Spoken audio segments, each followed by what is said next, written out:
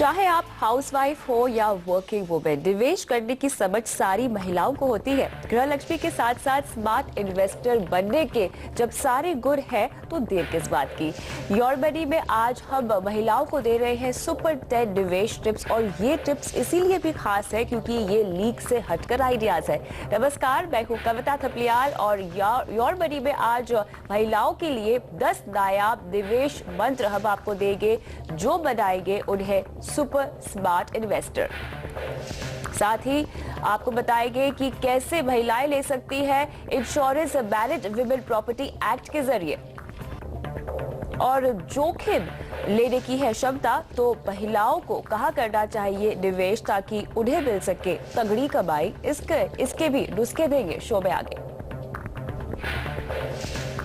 तो your money में आज हमारे साथ शामिल हो रहे हैं आनंद आठी प्राइवेट वेल्थ मैनेजमेंट के डिप्टी सीईओ फिरोज अजीज। आपका स्वागत है फिरोज। तो फिरोज, आज हमारा फोकस होगा विभिन्न इन्वेस्टर्स पर। हम उन्हें लीक से हटकर आइडियाज देंगे, ट्रेडिशनल इन्वेस्टमेंट आइडियाज से हटकर उन्हें बताएंगे कैसे समझदारी से वो निवेश कर सकती है, क्योंकि महिलाओं को देखा जाए तो गृह लक्ष्मी हम कहते हैं, पैसों को बहुत अच्छे से मैनेज करती है, घर का बजट अच्छे से मैनेज करती है, तो अपने इन्वेस्टमेंट भी कर सकती है। बस थोड़ी सी अवेयरनेस की कमी है, जागरूकता की कमी है। तो यहाँ पे हम शुरुआत करेंगे और सबसे पहला टिप जो आप लेकर आए हैं वो है इंश्योरेंस का। क्या खास टिप आप दे रहे हैं उन्हें इंश्योरेंस के लिए आज?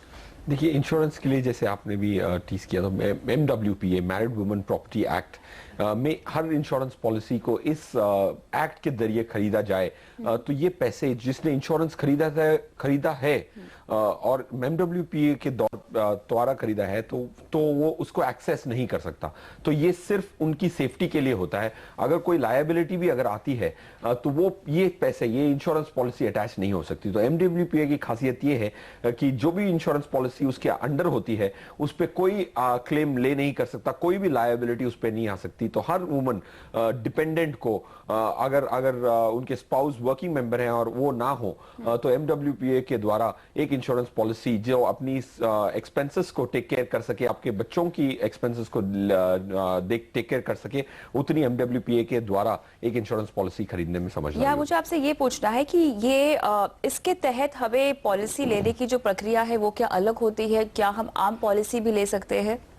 देखिए, हर पॉलिसी जो इंश्योरेंस पॉलिसी की होती है ज्यादातर यूलिप्स में ये फीचर रहता है कि अगर आपको MWPA के द्वारा खरीदना है या नॉर्मली खरीदना है तो कोई भी इंश्योरेंस पॉलिसी में ये ऑप्शन ऑप्ट किया जा सकता है और उस इंश्योरेंस को MWPA के अंडर लाया जा सकता है, जिससे कि कोई भी सर्कमस्टांसेस में ये इंश्योरेंस पॉलिसी सिर्फ उस मैरिड वुमन के बेनिफिट के लिए ही हो और उसके हस्बैंड ने या स्पाउस ने जो खरीदी है वो खुद भी उस पैसे को एक्सेस नहीं कर सकते, सिर्फ वो मैरिड वुमन एक्सेस कर सकते। तो ऐसे में हाउसवाइफ हो या वर्किंग वुमेन हो, कोई भी इस तरह की पॉलिसी इस एक्ट के तहत ले सकते हैं? बिल्कुल, उसका हाउसवाइफ होने की जरूरत नहीं है, बट कोई भी वुमन हो वो इसको खरीद सकते हैं। चलिए, तो इंश्योरेंस की बात हो ही रही है तो यहाँ पर हम हेल्थ इंश्योरेंस को कैसे भूल सकते हैं। मेडिकल इंश्योरेंस बहुत जरूरी है, हम कहते हैं फाइनेंशियल प्लानिंग के सबसे अहम टिप्स में से एक है। लेकिन यहाँ महिलाओं के लिए क्या अलग से कोई हेल्थ पॉलिसी उपलब्ध है, या महिलाओं को क्यों ज्यादा तवज्जो देना चाहिए अपनी हेल्थ की ओर?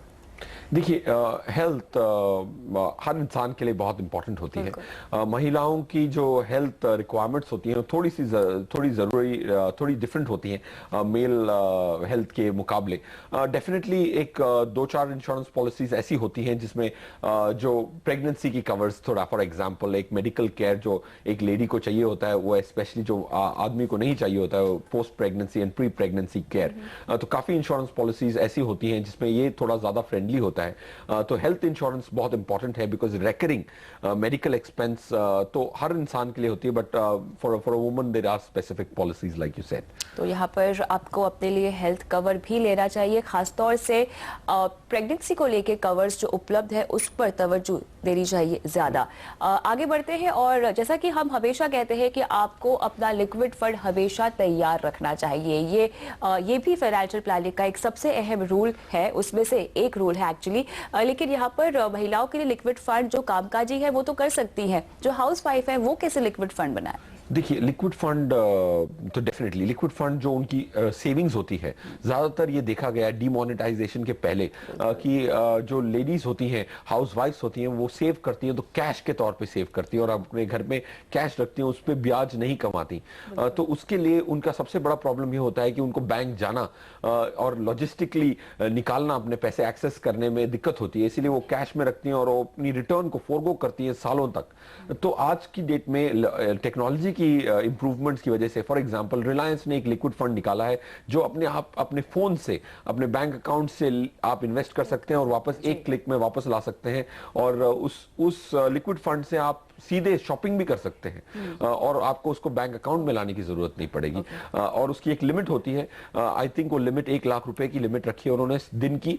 तो आई थिंक वैसा लिक्विड फंड जो कन्वीनियंस से आपको अपने पैसे एक्सेस करने दे और आपको शॉपिंग करने दे, उसका एक डेबिट कार्ड दे सके, तो वैसी लिक्विड फंड्स भी आज अवेलेबल हैं। और नोइंग वुमेन जो शॉपोहॉलिक होती हैं, ये फीचर उनको काफी काम आएगा। बिल्कुल, हमने देखा है खासतौर से नोटबंदी के बाद जिस तरह से हाउसवाइफ्स की जमा पूंजी बाहर निकल कर आई है, उन्होंने बैंकों में जमा की है, उसे आप लिक्विड फंड में निवेश कर सकती है, बेहतरीन विकल्प है आपके पास। लेकिन ऐसे में अगर आपको निवेश करना ही है और आप जोखिम नहीं उठाना चाहती है, तो एफडी के बजाय डेट म्यूचुअल फंड में आपको लगता है कि निवेश करना चाहिए महिलाओं को? एब्सोल्युटली, क्योंकि देखिए एफडी जो होती है, एफडी की जो रिटर्न्स हैं वो घटती जाएंगी और इस रिटर्न की घटने के चलते डेट फंड्स जो हैं उसमें फायदा कमा सकते हैं। एफडी में रिटर्न घटने से कोई फायदा नहीं होता, बट डेट फंड्स में होता है। अगर एक महिला की जो इन्वेस्टिंग की क्षमता है थोड़ी लॉन्ग पीरियड की है, तो वो डेफिनेटली डेट फंड्स को यूज करें।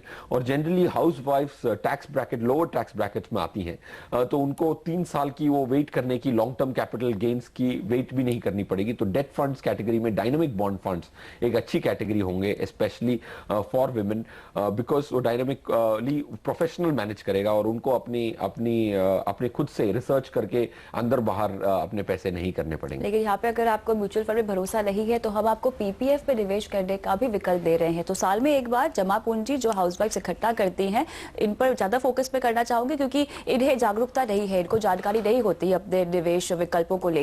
तो पीपीएफ में साल में एक बार ये जमा पूंजी इन्वेस्ट कर सकती है? बिल्कुल, पीपीएफ में डेफिनेटली कर सकती हैं, बट मेरे हिसाब से पीपीएफ की जो विड्रॉल की जो क्लॉजेस है वो थोड़ी ज्यादा स्टीप है।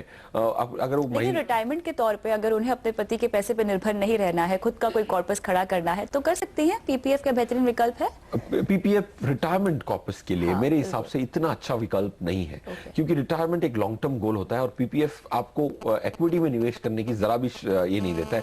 7-8% की अगर आप रिटर्न कमाएंगे तो वो आपकी इन्फ्लेशन को बीट करेगा बस, बट आपकी पैसे की वैल्यू बढ़ाने की क्षमता नहीं रखता है। जोखिम अगर नहीं उठा सकते हैं तो I think it is still a good option, because tax free returns मिलती हैं। जैसे आपने कहा कि महिलाएं थोड़ा जोखिम और वो खुद भी इतनी रिसर्च नहीं करना चाहती, तो एक पीपीएफ उस कॉन्टेक्स्ट में ठीक रहेगा। बिल्कुल, लेकिन यहाँ पर अगर आप रिस्क थोड़ा सा ले सकते हैं, तो कॉर्पोरेट बॉन्ड या डिबेंचर्स हम आपको रेकमेंड कर रहे हैं। Correct, corporate bond and debentures महिलाओं के लिए बहुत इंपॉर्टेंट इन्वेस्टमेंट साबित हो सकता है, क्योंकि उनकी जो टैक्स ब्रैकेट्स होती हैं ज़्यादातर कम होती हैं। और corporate bond funds, corporate debentures में ऑलमोस्ट 9%, 9.5% रिटर्न मिलने की क्षमता है। ट्रिपल ए रेटेड कॉर्पोरेट्स भी 8.5-9% की रिटर्न देते हैं। तो ये 9% की रिटर्न ऑलमोस्ट 7% की जो एफडी रिटर्न है उसके मुकाबले 2% ज़्यादा है, और उसका फायदा ज़रूर महिलाएं ले सकती हैं। एक और एसेट क्लास जहाँ पर महिलाओं का बहुत ज्यादा निवेश रहता है और प्यार भी है, वो है सोने से। लेकिन यहाँ पर हम आपको कह रहे हैं कि फिजिकल गोल्ड यानी गहनों के बजाय अगर आप निवेश ही करना चाहते हैं, तो सॉवरेन गोल्ड बॉन्ड का रास्ता अपना सकते हैं। करेक्ट, काफी सारी महिलाओं के पास ज्वेलरी के अलावा gold in the form of bars हो सकता है, तो उसको जरूर अगर एक महिला बेच के अगर सॉवरेन गोल्ड बॉन्ड्स खरीदें तो उनके लिए बहुत फायदेमंद रहेगा, क्योंकि sovereign gold bonds government issued bonds हैं, तो उसमें पैसे डूबने का खतरा नहीं है और गोल्ड की उतार चढ़ाव से पे निर्भर करता है। और अगर गोल्ड डबल हो जाता है, if God is kind, and gold double होता है, तो आपकी भी रिटर्न्स, आपके भी पैसे डबल होते हैं। उसके साथ साथ सबसे बड़ी फीचर ये है कि 2.5% साल दर साल आपको इंटरेस्ट उससे ज्यादा मिलता है। तो वो डेफिनेटली गोल्ड सॉवरेन बॉन्ड्स। एक और जरिया है निवेश का, वो है इक्विटी म्यूचुअल फंड। अगर आप बाजार में आ रहे उतार चढ़ाव को समझती हैं, तो आप इक्विटी में निवेश करना चाहते हैं, लेकिन थोड़ा सा सेफ रूट अपनाना चाहते हैं, तो म्यूचुअल फंड के जरिए आपको निवेश करना चाहिए। करेक्ट। डायरेक्ट इक्विटी एक कंप्लीट नो होगा महिलाओं के लिए, क्योंकि डायरेक्ट इक्विटी में बहुत रिसर्च करनी पड़ती है। म्यूचुअल फंड्स ये देखा गया है कि उनको आउटसोर्स कर दें आप अपना काम। इक्विटी जिसमें आपकी समझ कम हो, तो वो जो प्रोफेशनल्स हैं, वो जो काफी रिसर्च करते हैं, वो बेहतरीन विकल्प रहेगा और उसके द्वारा इन्वेस्ट करेंगे तो आपको स्टेबिलिटी भी मिलेगी, काफी सारे डिवर्सिफिकेशन भी मिलेगी, रिस्क भी कम हो जाएगी। और यहाँ पे थोड़े से और जागरूक महिलाओं को हम कहेंगे कि आप एफएनओ के सौदे भी कर सकती हैं, उसके जरिए भी निवेश कर सकती हैं। थोड़ा सा रिस्की जरूर है, लेकिन अगर समझती हैं तो कर सकती हैं। बिल्कुल, आई थिंक बहुत इंटरेस्टिंग सब्जेक्ट है डेरिवेटिव। तो डेरिवेटिव्स का एप्लीकेशन पोर्टफोलियो के लिए काफी सारा है। काफी बार डेरिवेटिव्स आपको अपनी रिस्क कम करने में भी काम आता है, हेजिंग के लिए काम आता है, आर्बिट्राज के लिए काम आता है। तो डेरिवेटिव्स अगर बहुत सैवी महिला हैं तो डेफिनेटली डेरिवेटिव्स पे तवज्जो दें। आखिरी टिप यहाँ पे देंगे, आप डाइवर्सिफिकेशन के लिए इंटरनेशनल इक्विटी फंड्स भी चुन सकती हैं, वहां पर भी आप एक्सपोजर ले सकती हैं। करेक्ट। जैसे काफी महिलाओं की ऑब्जेक्टिव होगी कि ग्लोबल टूर करना है और आपको कभी गोल्स ऐसे हैं जो आपको डॉलर में खर्च करने होंगे, तो उस पोर्शन के लिए अगर आपने इंटरनेशनल फंड्स लिए तो एक अच्छा डिवर्सिफिकेशन टूल हो सकता है और आपके कोई और गोल्स जो ग्लोबल एक्सपेंसेस पे निर्भर करते हैं वो इसके जरिए पूरे हो सकते हैं। तो क्लियरली हमने आपको दिए हैं सुपर 10 आइडियाज जिसके जरिए आप बन सकती है सुपर इन्वेस्टर। रुकते एक ब्रेक के लिए, ब्रेक के बाद भी लेंगे महिलाओं के ही निवेश से जुड़े हुए तमाम सवाल। बने रहें।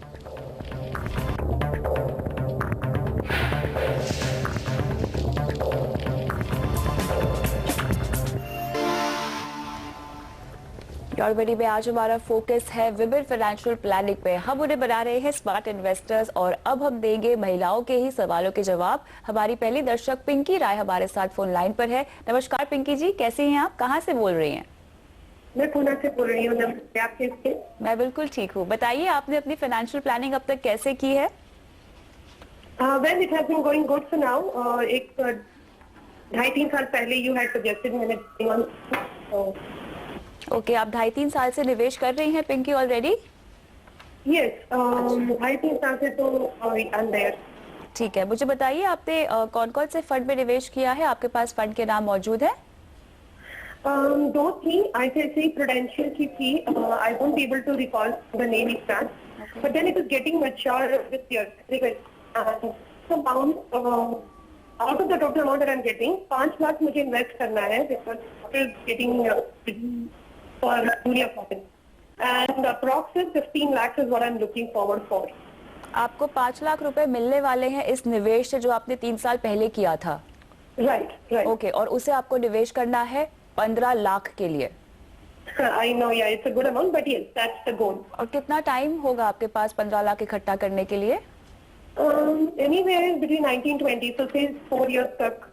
4 साल में आपको 15 लाख रुपए चाहिए, 5 लाख का निवेश फिलहाल कर सकती हैं। आप रिस्क कितना उठा सकती है Pinky? Oh dear, that's a difficult question. I can take the risk.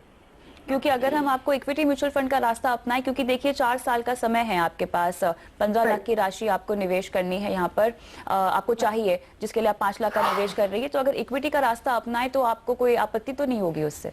No, not at all. I understand the market and I can take that risk. चलिए, बहुत अच्छा लगा ये जानकर कि आप बाजार को समझती हैं, लिहाजा इक्विटी म्यूचुअल फंड में निवेश करने का सजेशन देना हमारे लिए काफी आसान होगा। लेकिन रकम भी काफी अच्छी है, 5 लाख रुपए जो इन्होंने इकट्ठा किए हैं 3 साल में, उसको ये निवेश करना चाहती हैं। हालांकि लक्ष्य क्या है वो मैंने नहीं पूछा उनसे।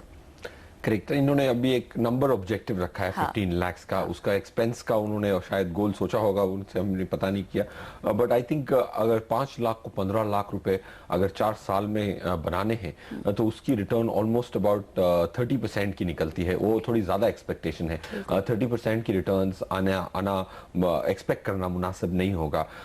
4 साल में अगर 18%, 17-18% की अच्छी रिस्क की प्रोफाइल रिस्क पोर्टफोलियो बनाए, जो अच्छा कैलकुलेटेड रिस्क हो, तो उसमें पैसे दुगने जरूर हो सकते हैं। 3 गुना होना, 5 के 15 लाख होना थोड़ा टफ है, अपहिल टास्क है पिंकी। बिल्कुल पिंकी, क्योंकि थोड़ा सा मुश्किल लग रहा है 15 लाख रुपए 4 साल में इकट्ठा करना। अगर आप मुझे अपना गोल बता देंगी तो हम आपको अकॉर्डिंगली सजेस्ट करेंगे कि आप अपनी ड्यूरेशन बढ़ाएं या कम करें या उसी को पर रहने दें।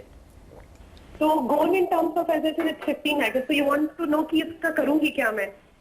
आपको बस पैसे इकट्ठा करने हैं? Right. I mean, I have my daughter to get admitted. अच्छा, उसकी एडमिशन करानी है, उसके लिए 10-12 लाख तो लगते ही लगते हैं आज की डेट में। ओके, तो यानी कि ये गोल ज्यादा फ्लेक्सिबल नहीं है।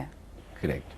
सो इसकी ज्यादा मूव अराउंड नहीं हो सकता। तो एक्चुअली अगर ये हाउसवाइफ नहीं है और कमाती है तो ये 5 लाख के साथ अगर वो टॉप अप करके अगर इन्वेस्ट करना चाहें, अगर ऑलमोस्ट अगर वो 7 से 8 हजार रुपए भी मासिक मंथली अगर इन्वेस्ट कर पाए तो डेफिनेटली 15 लाख पे पहुंचने की संभावना। तो आप निवेश कर सकती हैं पिंकी, और हर I महीना can do that. कितना कर पाएंगी, कितना कर पाएंगी? Around 10,000 तो मैं कर लूंगी। Not a- 10,000 और उनके 5 लाख के निवेश। हाँ, तो ये 5 लाख प्लस 10,000 का 15 लाख पहुंचने का बहुत अच्छा चांस है। ओके, तो अभी कैसे करें निवेश फिर? ये निवेश करने के लिए क्योंकि 4 साल मेरे हिसाब से अच्छा हो सकता है, और लास्ट ईयर जो 2016 है, करंट ईयर इक्विटीज के लिए अच्छा नहीं रहा है और ब्याज दरें भी घटी हैं, तो इक्विटीज 2017 में काफी अच्छा करेंगी। तो इक्विटी का पोर्टफोलियो होना चाहिए लार्जली, और उसमें लार्ज और मिड कैप की अगर स्कीम्स लेंगी तो इनके लिए अच्छा होगा। और 5 लाख का निवेश ऑलमोस्ट 3 स्कीम में स्प्रेड कर दें और उसी में एसआईपी करती जाएं। और इक्विटी कैटेगरी में कोटक सेलेक्ट फोकस, और मिड कैप कैटेगरी में एसबीआई मैग्नम मिड कैप और आईसीआईसीआई डिस्कवरी फंड, ये 3 फंड्स के साथ अगर वो 3 लमसम इन्वेस्टमेंट अपना 5 लाख का करें और 10,000 रुपीज को भी इसी 3 स्कीम्स में स्प्रेड करें और हर साल रिव्यू करें तो आपकी लक्ष्य जरूर पूरी हो सकते हैं। एक बार आप फिर से फंड्स का नाम दोहराएंगे यहाँ पर? Kotak select focus, okay, SBI magnum mid cap, या and lastly ICICI discovery fund. ICICI discovery fund आपको रेकमेंड किया जा रहा है। एसबीआई मैग्नम और कोटक सिलेक्ट फोकस पिंकी आपको रेकमेंड कर रहे हैं 5 लाख रुपए, और साथ ही अतिरिक्त 10,000 रुपए का हर महीने का निवेश आपको करना होगा अगर 4 साल में 15 लाख रुपए आपको इकट्ठा करने हैं। तो उम्मीद करते हैं कि सवाल का जवाब दे दिया है योर मनी ने, और रुकते हैं छोटे से ब्रेक के लिए फिलहाल।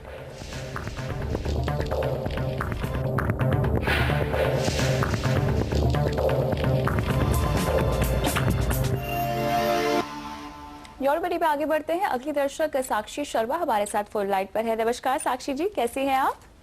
मैं अच्छी मैम, आप कैसी हैं? मैं बिल्कुल ठीक हूँ, बताइए क्या सवाल है आपका?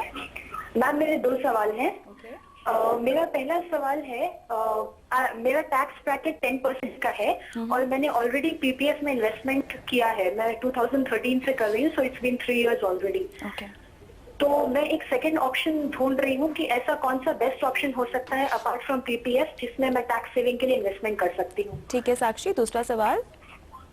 दूसरा सवाल ma'am, it's related to credit card.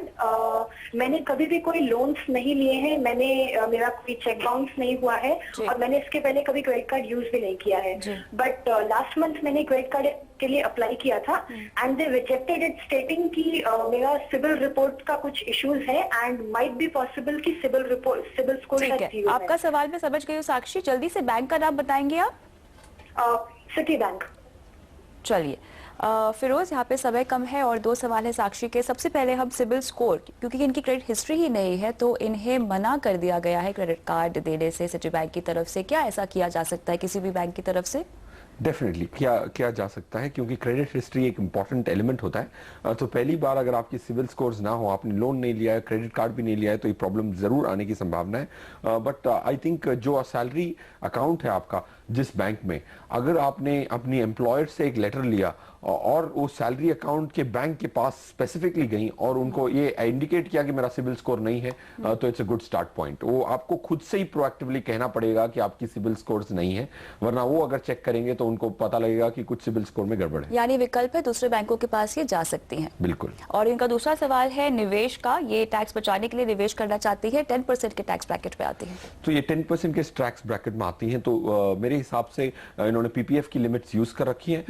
ELSS अगर इन्होंने यूज नहीं किया है, इक्विटी लिंक सेविंग स्कीम्स जिसको कहते हैं म्यूचुअल फंड के द्वारा, वो उन्होंने ही अगर लास्ट 20 साल की जो परफॉर्मेंस देखी गई है टैक्स एफिशिएंट इंस्ट्रूमेंट्स में, ELSS has been the best instrument. Axis long term equity आप इनको रेकमेंड करेंगे? एक्सेस लॉन्ग टर्म इक्विटी एक बहुत अच्छा ईएलएसएस स्कीम है। चलिए साक्षी, आपको हमने दोनों ही सवालों के जवाब दे दिए हैं। जल्द से जल्द अपने निवेश की शुरुआत कीजिए और किसी और बैंक में आप अप्लाई कर सकती है क्रेडिट कार्ड के लिए। बहुत बहुत शुक्रिया फिरोज आज शो पे आने के लिए। और अगर आप भी एक महिला है और बनना चाहती है स्मार्ट इन्वेस्टर, योर मनी से कोई मदद चाहती है, तो अपना सवाल हमें भेजिए कॉन्टैक्ट नंबर के साथ। ईमेल कर सकती है mf@moneycontrol.com पर, साथ ही व्हाट्सएप कर सकती है अपने नाम के साथ @kavita.th पर भी सवाल आप पूछ सकती है। साथ ही हमारे फेसबुक के पेज पर भी अपना सवाल आप पोस्ट कर सकती है कॉन्टैक्ट नंबर के साथ। नमस्कार।